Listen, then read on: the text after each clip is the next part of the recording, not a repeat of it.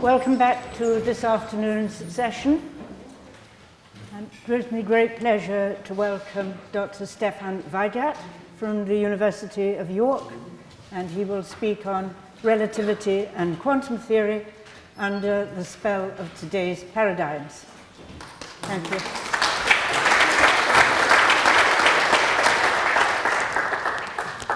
Thank you very much for the kind introduction, and thanks to Joe for setting up this event and inviting me.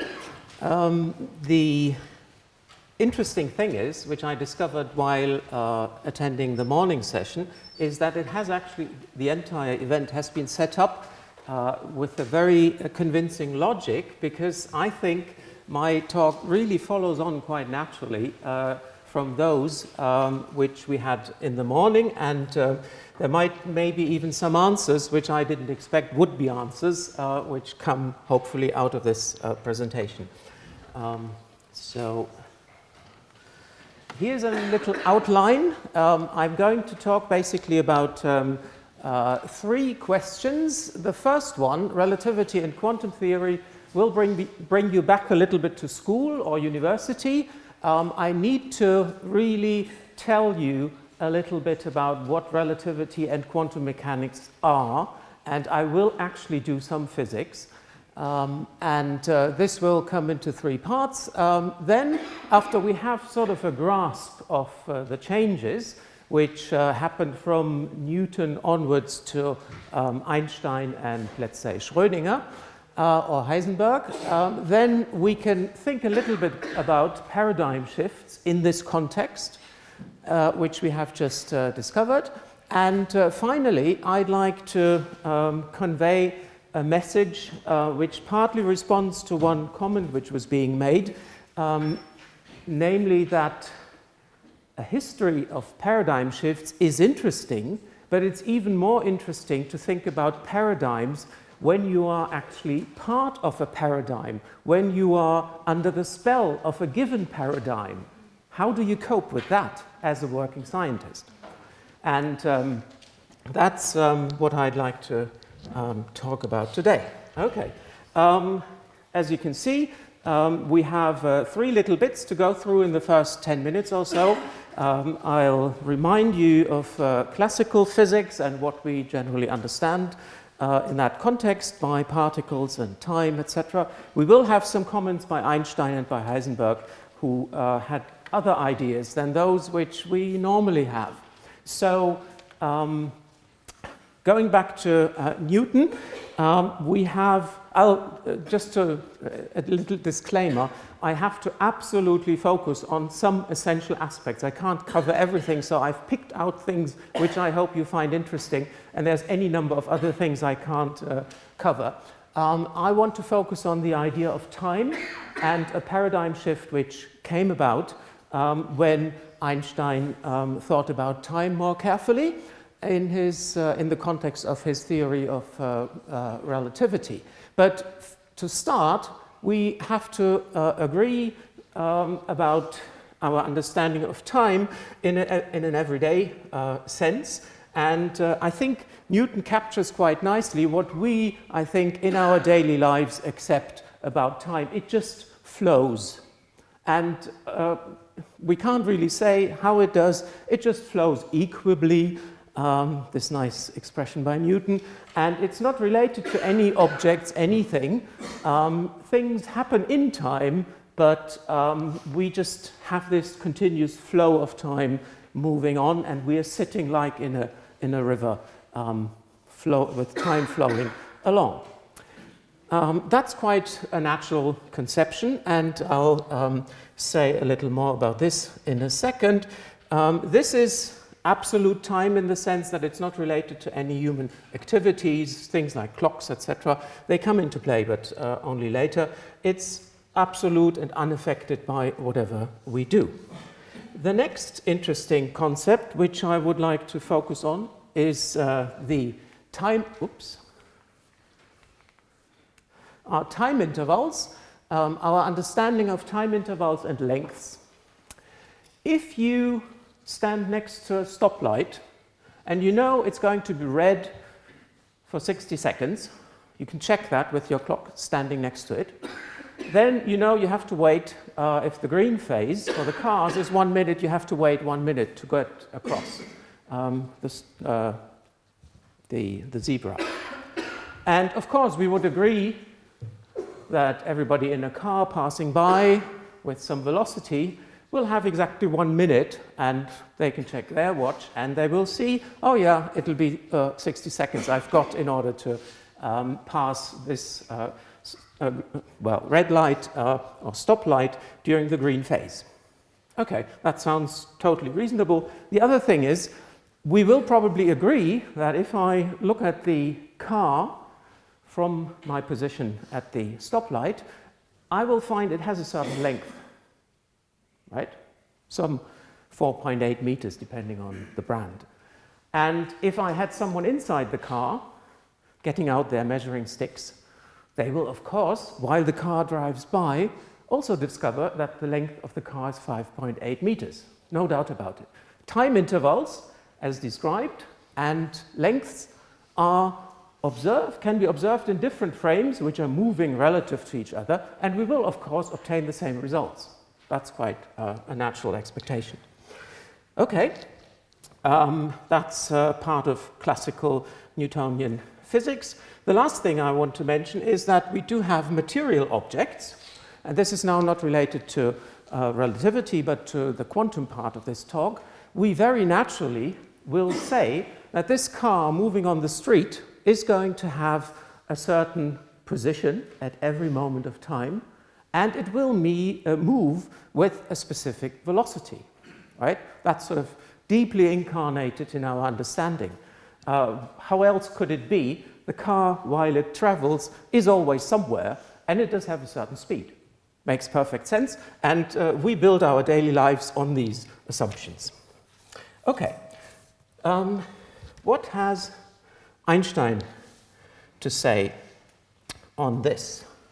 Well, Einstein was thinking very carefully, for some experimental reasons I'm not going into now, about these statements I just made about time flowing along nicely and about measuring lengths and time intervals. And the experimental facts, which, as far as I mention them at this moment, are that it was known from 1887 onwards that the speed of light was the fastest speed to transfer signals. And interestingly, it appeared that the speed of light was actually constant in different frames of reference. That's a concept which, if we think about it, is not that intuitive, but it was a famous experimental result by Michelson and Morley. There was no dependence on the different reference frames you could use when you measured the speed of light. So these experimental facts, Einstein was aware of them, they created a lot of sort of strange assumptions in the physics community, trying to put them all together and making sense of them with the idea of this classical Newtonian physics, which I just described. And in 1905, Einstein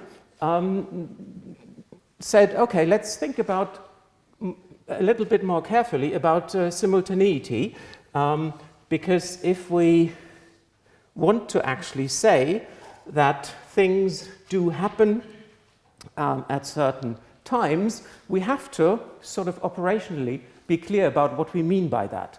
And one way to think about this is, well, me standing next to the stoplight, I'm just checking my watch the moment the phase changes from red to green. And it's sort of instant. I'm very close to that stoplight, and I can, on my watch, can see this is the moment of time when the change happens. And I need that 2 times, change from red to green, and green to red again. And the people in the car, we would say, oh yeah, we can see that as well when it happens.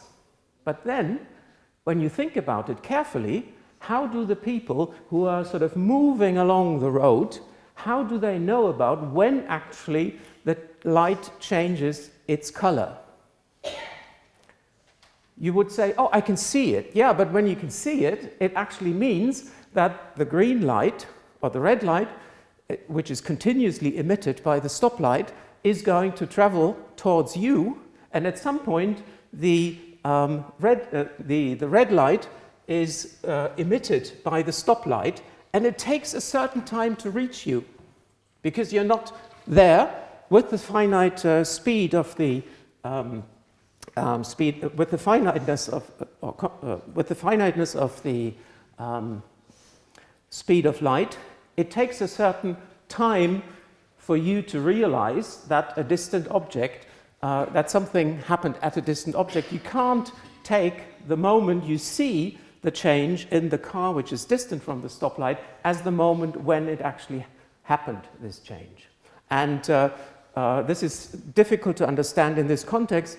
What you can do is you can look at two supernovae, for example, and you can assume you're sitting under a starry sky and you see two flashes from very distant objects where supernovas happen, and by looking at them simultaneously, reaching you simultaneously, you can't guarantee that actually these supernovae happened in the same time, because it took some time for the light to reach you. They could be at different distances. So it's not straightforward to think about simultaneous events happening, and this is one of the conclusions which Einstein drew in the end, that we have something which you can call the relativity of simultaneity.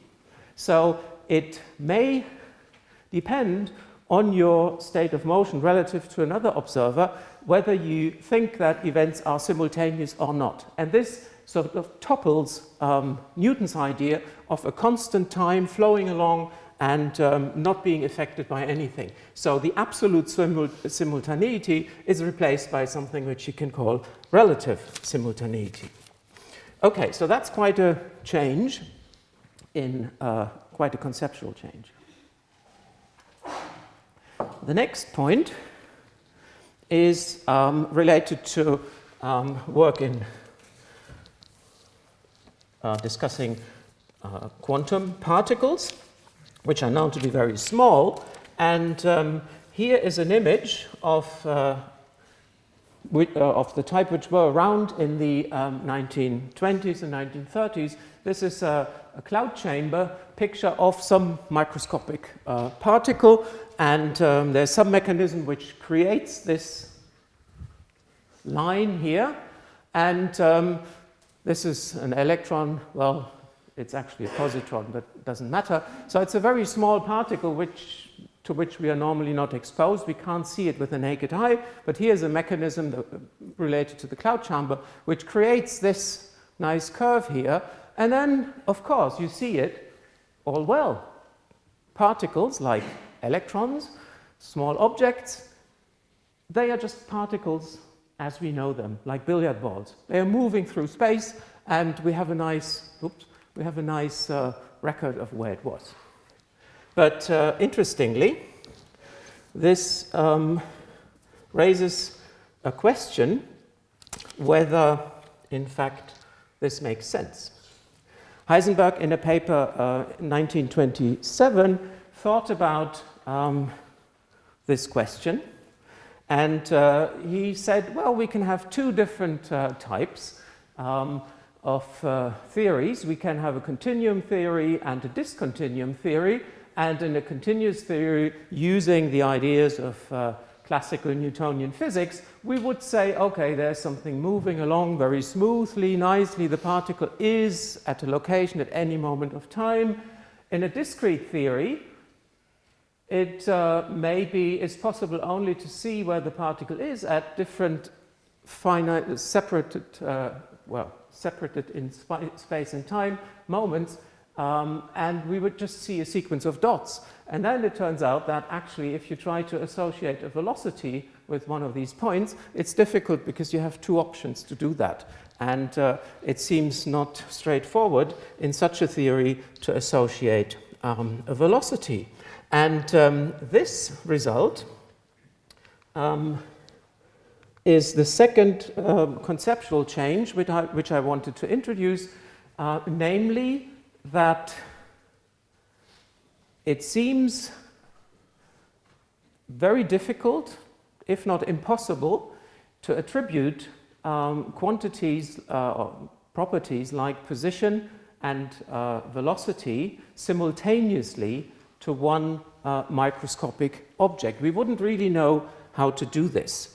And the clash, which is expressed in these two pictures here, is actually a consequence of sort of thinking in classical Newtonian terms and in using the formalism of quantum mechanics. So the formalism of quantum mechanics can produce these points here and was considered to be a very natural approach to microscopic physics. It was very successful in describing lots of phenomena which were being observed, like discrete spectra, the stability of matter, etc. So this formalism predicted that we would not have smooth paths, and that seemed to rule out the possibility of attributing position and velocity to a particle at a given moment of time. And Heisenberg, in this paper, tried to provide some physical content, attaching it to the formalism.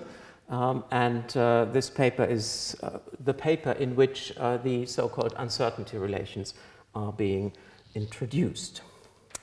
Okay, the next thing I would like to discuss is these two paradigm shifts, which I just tried to tell you about, namely the change of absolute time to some more complicated concept in which I have to give up the idea of simultaneity, which is so natural to us, and the idea of particles, electrons, very small ones, being like billiard balls, behaving in a similar way. And these two paradigm shifts will now be discussed sort of under a certain perspective. I want to try and find out how actually does this change come about? How does Einstein present arguments so that we are inclined to change our conceptual framework? And I have been alluding to a number of aspects which go into this definition. He was basically thinking very carefully about the problem of how you manage to synchronize clocks which reside in different frames which are moving relative to each other. And taking into account, in particular, the fact that the speed of light is finite. And this means I can't rely on saying, oh, this clock has exactly the same, shows exactly the same time as that one. There is nothing to tap into like an absolute time. These clocks cannot sort of link up with the continuous flow of underlying absolute time. We have to agree somehow, if we are in different positions, how we can actually set up two clocks to run in a synchronous way. And this is expressed in this 1905 paper by Einstein, which I think made him famous quite quickly. The mathematical description of motion has no physical meaning unless we are quite clear as to what we understand by time. And time is traditionally by physicists measured by clocks. So we have to synchronize those. And then what goes into the definition of a common time for two observers at different locations and possibly in different reference frames, they have to base their definition effectively, as is stated here. We have to agree on the fact that the velocity or the speed of light does not depend on the status of your reference frame relative to the others.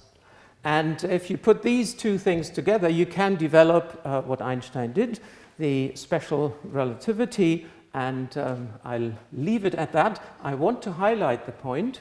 That's my heading here, Einstein synchronizing clocks. He's giving us an idea or a prescription what we need to do in order to replace the concept of absolute time by something else, which we can actually experimentally set up and talk about and agree on. Okay, there are lots of consequences which I'm not going into. I just mention some of those.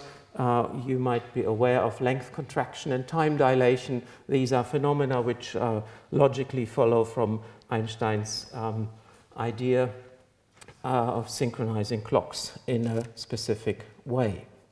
And outcome, what is called basically the Lorentz transformations, which had been around before and which managed to explain various discrepancies on an ad hoc, in an ad hoc way before Einstein. Okay, now, what does Heisenberg do? Well, he argues in the following way. You might find this convincing. Here's the same picture of this supposed electron path again. He revisits not the idea of time, but he revisits the idea of paths. And if you think about it, how this cloud chamber actually works, it is evident that in fact all we do see in the cloud chamber are individual water droplets which must certainly be much larger than the electron. So what you see is you see something which is very tiny go through a saturated atmosphere of vapor, and wherever the electron passes, something happens to the water molecules, and you leave a trace here. But if you were to magnify this, the water molecules are hugely bigger than the actual electron, and there is no reason to assume that the electron actually does show or go through a continuous path like we would want it to do. So the point is that if you magnify this path here, you will see actually the picture, the second picture which Einstein showed, where you have a set of discrete points and you don't know what happened in between because you have no record of the electron doing anything to the surrounding water molecules there. This, if you think it through and marry it up with the formalism of quantum mechanics as it existed at the time, you end up with the so-called uncertainty relations, which basically say that there is a conceptual change. Even if we were to improve on our precision in detecting the path of the electron, we would in principle not be able to simultaneously attribute position and velocity to that electron at any moment of time. And the sort of popular analogy here is that if you try to detect where a tennis ball is located and what speed it has at a given moment of time, by bombarding it with tennis balls, then after the ball you sent out hits that tennis ball you're investigating, it actually jumps away.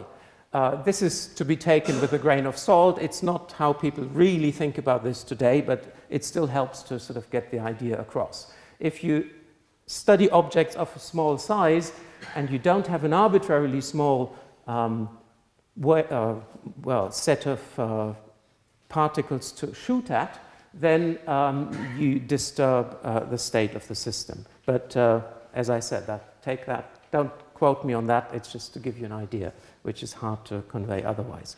Okay, so there's a fundamental indeterminacy about the electron regarding position and momentum. That is like giving up something, as we did before. We had to give up the idea that lengths and time intervals are actually the same, irrespective of the reference frames. Here we have to give up the very comfortable idea that a material object is somewhere and moves with a certain speed. So that's the paradigm shift I wanted to present to you, and well, two of them, and they are really conceptual. They are very different because you can see the incommensurability, which was mentioned before. If I think of an electron in a classical way, classical Newtonian way, it simply doesn't exist in a quantum mechanical context, and that's a very weird situation. So in order to conclude and think about the paradigms today, let me briefly try to understand what actually went into these shifts. How did they come about? I tried to explain it, but I want to say it again here because it shows something which is very important for the last point I want to make at the very end.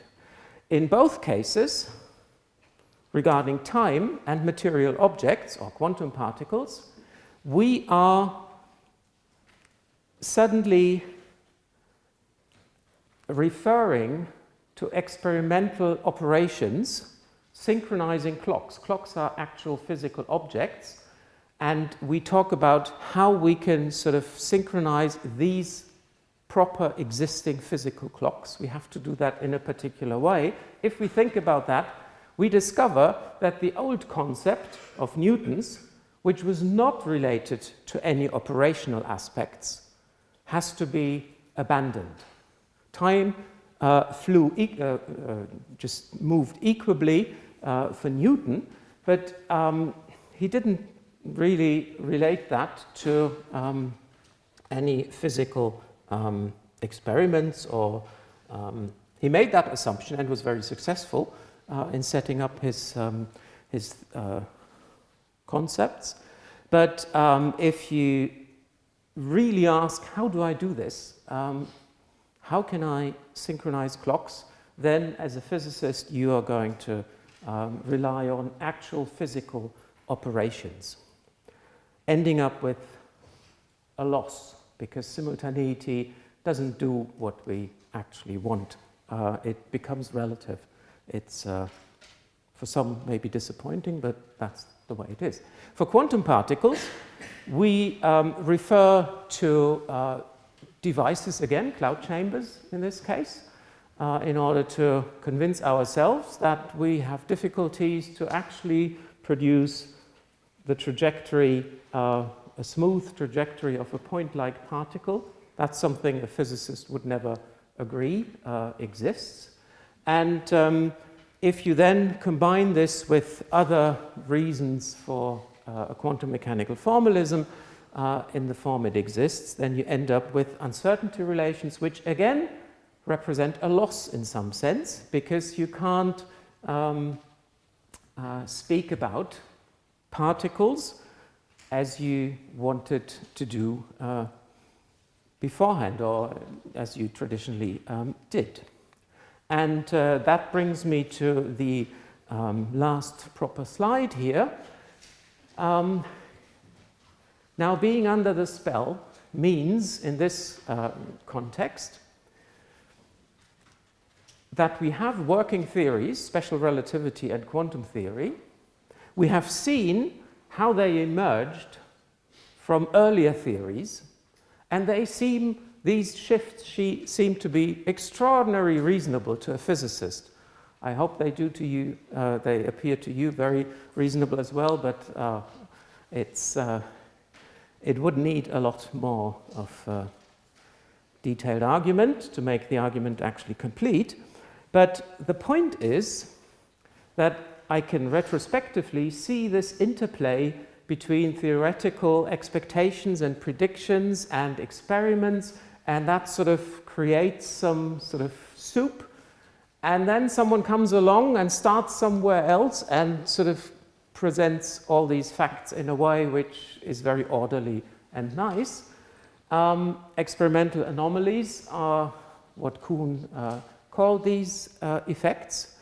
And this interplay is now the interesting thing for a scientist at the current sort of state of the art. Because how do you sort of find out which are the interesting anomalies which maybe actually lead to toppling the current theories which seem to be so convincing? And this is really an interesting feature which I think isn't discussed very often, that, well, historically all this is nice, but what handle do you get from a discussion of paradigm shifts if you are inside a paradigm and you don't know how to transcend it, you don't know how to talk about the world in another way, because you have your best tool is the ones you've got, in this case relativity and quantum theory, and it's just so convincing if you grow up in a community which talks quantum and which talks relativity. You can't sort of think outside of it, and that I think is a nice example of being under the spell of paradigms. I see that when we teach students. It's an apprenticeship to learn to talk properly about quantum mechanics. When they write projects, they just use lots of ways to say things which are infiltrated still by this old paradigm, Newtonian paradigm, and you have to sort of expose that and get people to not say, but the electron was here and it moved with that speed through that slit. That's just the way you can't think about it. And then I think we don't have a theory which allows us to transcend the paradigms we've got. It needs another Einstein coming along and saying, oh, well, you can put this together, what you see now, in a different way. Unfortunately, the anomalies we have right now are not too bad, so people don't care too much about it. That fits nicely with Kuhn's idea as well, that it needs a certain, well, momentum of anomalies, a certain amount. Okay, and here's my little summary. I hope you've got an idea what it means to live with a certain, inside a certain paradigm. Thank you for your attention.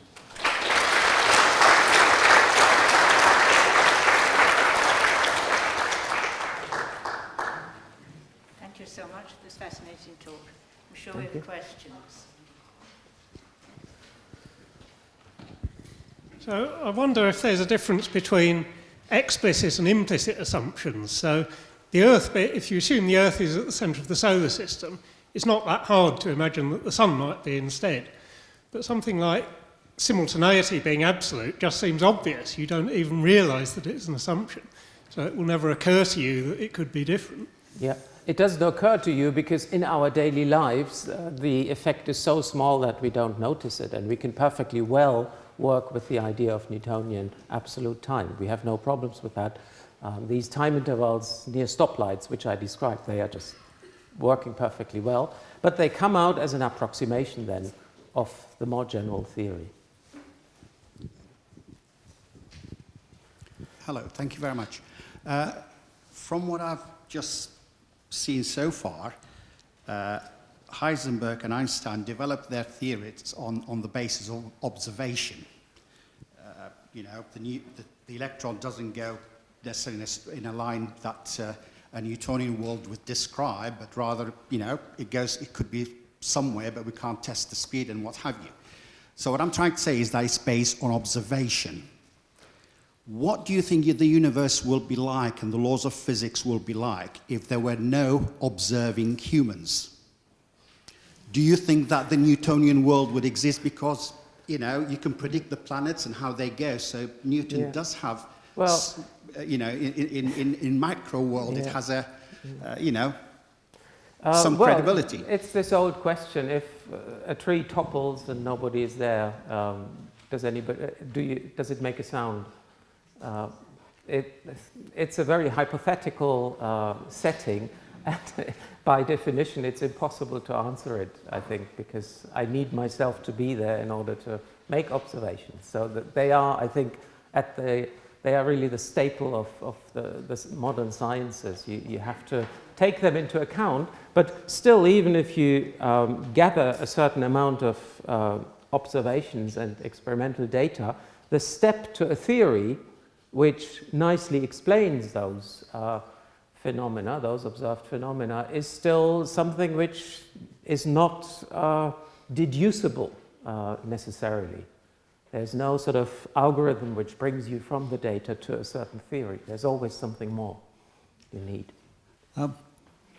Einstein, certainly perhaps as we were taught, laid store in his Gedanken experiments, thought experiments, clearly not an observation, although maybe tied to the physical world. Do you think Einstein is unique in breaking out of the existing paradigm by using Gedanken experiments? No, I don't think so. That's a common thing which is used throughout the ages. I think the first thought experiment I'm aware of is with the old Greeks, who wanted to know whether the world is finite or not. And some people said, okay, well, if it's finite, I just walk there, and then I throw a spear, and then to the supposed boundary, and either it hits the boundary. Well, if there's a ball and a boundary, then there's something which goes further, or it just goes across, and there's something beyond. So thought experiments are not something which is unique to Einstein. Galilei used them very nicely and effectively. It's just a common tool for a theoretical physicist. Hello. Hello. This is a kind of woolly question stroke comment. Einstein famously was a paradigm shifter, but he still believed in the view of the universe as being a continuum rather than a kind of quantized place. I mean, can you comment on his attitude towards the uncertainty principle? Well, yeah, there's this ongoing long-term debate, and Einstein trying to find alternative theories to quantum mechanics, and I think it shows, that's maybe the best answer I can give, that scientists are just human beings who have convictions or ideas which are gut feelings. And he had the gut feeling there must be a generalization of what I've done, the special relativity. There must be a generalized form which allows more flexibility and incorporates other cases. And he worked for 10, 15 years and found it. And his feeling was maybe wrong on the other side, or, well, not wrong, but we still have no proper alternative to quantum mechanics. So I think it shows very nicely the human aspect which goes into science. Good answer. Thank you. I don't know if the question is already asked, but my question is about, these paradigm shifts, constantly new paradigm invalidating the previous one, and the role of human consciousness in that it's as if a sort of projection. The material world is a projection of the mind. Einstein himself, he said, is the mind stuff. The material world it looks like stuff of the mind. That it's like projection. Would we ever be able to know reality as it is? Yes. Well, I think the working physicists and mathematicians do have a certain paradigm at hand, and in that context they can explain a certain amount of experiments and data, but there is no logical reason that this ever brings us to reality in some sense. The reality is defined by the paradigm in a sense. Einstein has this nice quote which is earlier than one or the other I've seen this morning. The theory decides what we observe, which is very to the point, I think, but it's not the whole truth, really.